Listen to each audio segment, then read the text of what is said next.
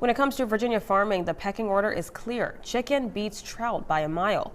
The U.S. Department of Agriculture Economic Research Service cash receipt data shows broilers were the top agricultural product in the Commonwealth in 2024, bringing in more than $1.25 billion in sales.